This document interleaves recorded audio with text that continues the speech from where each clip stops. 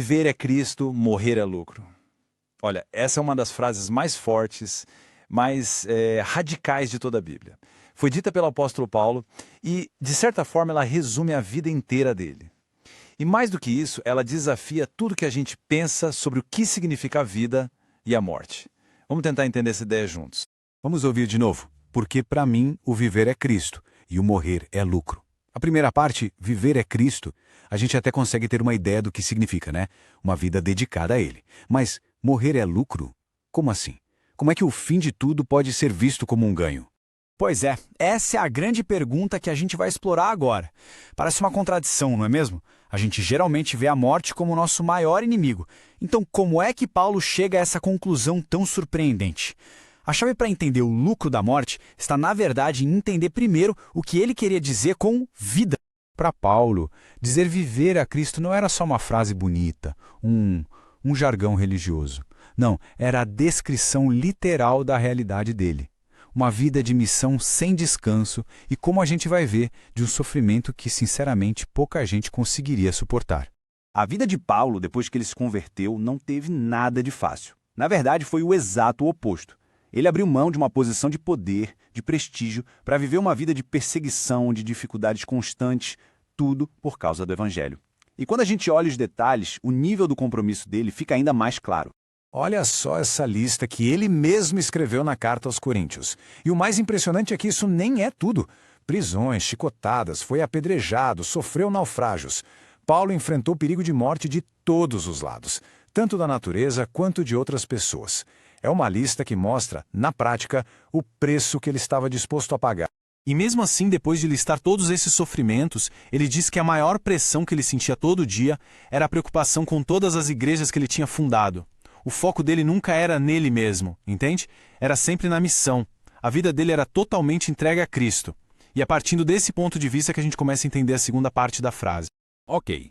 Então, se viver, para Paulo, era essa luta constante pela fé, o que exatamente era a morte que ele considerava um lucro? Para a gente responder isso, primeiro a gente precisa dar um passo atrás e entender o que a Bíblia ensina sobre o que acontece quando alguém morre. Esse ponto aqui é fundamental. Muita gente acredita na ideia de uma alma imortal, que assim que a pessoa morre vai direto para o céu ou para o inferno. Só que o ensino que a gente vê na Bíblia toda, tanto no Antigo quanto no Novo Testamento, descreve a morte como um sono, um estado de total inconsciência. Como diz em Eclesiastes, os mortos nada sabem. Eles estão simplesmente descansando até o dia da ressurreição. E o próprio Jesus usou essa imagem de um jeito muito claro. Quando o amigo dele, Lázaro, morreu, Jesus não disse a alma dele foi para o paraíso. Não, ele disse Lázaro adormeceu. Para Jesus, a morte era uma condição temporária, um sono, do qual ele mesmo tinha o poder de despertar a pessoa. Então é aqui que tudo se encaixa. O lucro para o apóstolo Paulo não era o ato de morrer, era o que viria depois. Ao fechar os olhos na morte, o próximo momento de consciência dele seria ver Jesus face a face na sua volta. A morte era simplesmente o fim da luta e o portal para a vitória final, a ressurreição. Esse era o verdadeiro lucro. Agora, essa luta do apóstolo Paulo não era só dele. Na verdade, ela é um reflexo de uma batalha muito maior, uma batalha em que todos os que creem estão envolvidos. Uma luta que não é física, mas totalmente espiritual. Os sofrimentos de Paulo não aconteciam por acaso. Eles eram parte do que a Bíblia chama de o grande conflito. É como uma guerra cósmica sobre quem Deus realmente é, sobre o caráter dele. E o campo de batalha dessa guerra é a mente e o coração de cada um de nós. É uma batalha de ideias, de lealdade, de escolhas. E como é que se luta nessa guerra? Bom, não é com as armas deste mundo. O inimigo usa crítica, medo, divisão. Já as nossas armas, como o próprio Paulo escreveu, são espirituais. A verdade da palavra de Deus, o amor, a misericórdia, a paciência, são essas as ferramentas que têm poder de verdade para derrubar as mentiras e o engano. Certo, mas como é que a gente usa essas armas do jeito certo, de forma eficaz? Paulo, inspirado por Cristo, nos dá a resposta. Juntos. A unidade é a nossa maior força nessa luta espiritual. Pensa só.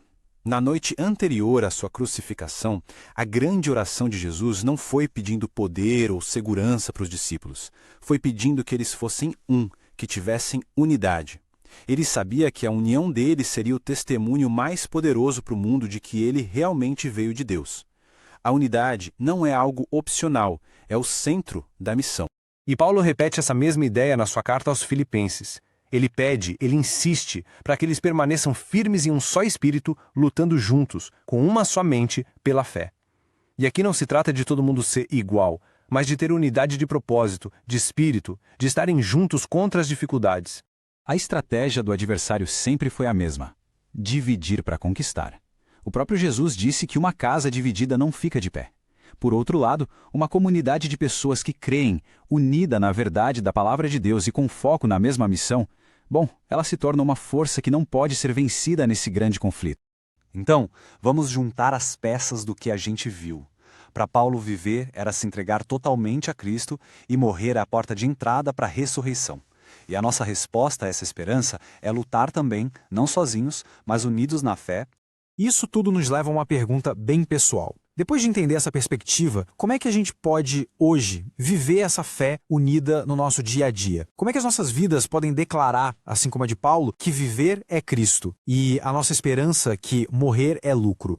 Fica aí essa reflexão. Se essa mensagem poderosa fez sentido, se tocou de alguma forma, curta e compartilhe. Assim, essa esperança do Evangelho e esse chamado à unidade podem alcançar ainda mais corações. Muito obrigado por acompanhar essa análise com a gente.